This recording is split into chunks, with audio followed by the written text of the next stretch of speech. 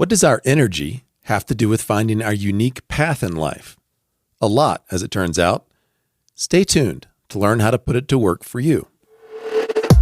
This is Andrew Petty is Dying, where we tap into the power of our mortality to become the people we were made to be and live the lives we were made to live. I'm your host, Andrew Petty, and I'm dying. I hate to say it, but so are you. It was 2015, and I was a couple years into a major personal and professional evolution, much of which I share about in greater detail in the earliest episodes of this show. Part of that evolution had included a move to Colorado. Now, after a self-administered period of sabbatical, it was time to begin getting clearer on what the next chapter would be for me professionally. Though I didn't have the language for it back then, through a long process of self-discovery supported by family, friends, colleagues, my first partnership with a coach, and insights gained through assessments and reflection, I had already created something very similar to my very own personal owner's manual. To learn how to create yours, tune into episode 35. Build your personal owner's manual. Understand yourself better, enjoy yourself more, and live the life you are made to live. As a result of all that work, I was beginning to lean toward coaching as the next step along my professional path. I wasn't yet committed to it, though. Until that is, I began to recall when I felt more and less energized in my previous professional chapter. Hands down, I realized. I felt more energized when I was having meaningful conversations in one-on-one and small group settings about how to move forward.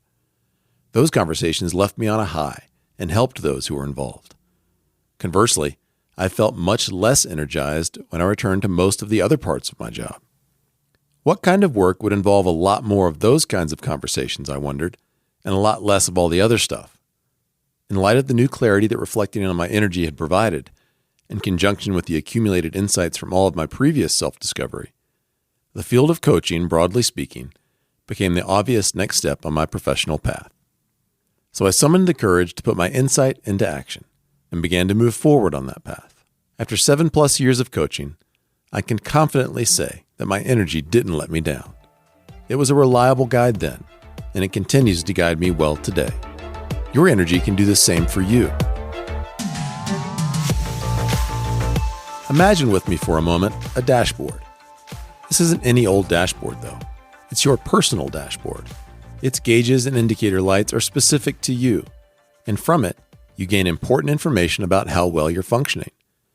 Your fuel gauge tells you when it's time to rest, recover, and recharge. Your emotions gauge informs you about how you're responding to internal and external stimuli and where attention is needed. You get the idea. It's your dashboard, and you can customize it any way you'd like. I recommend making sure that one gauge is present and prominent on your dashboard, however, your energy gauge. When we pay attention to our energy, we get rich, real-world feedback about what we were made to do and what we weren't made to do. Watch when your energy gauge goes up and when it goes down.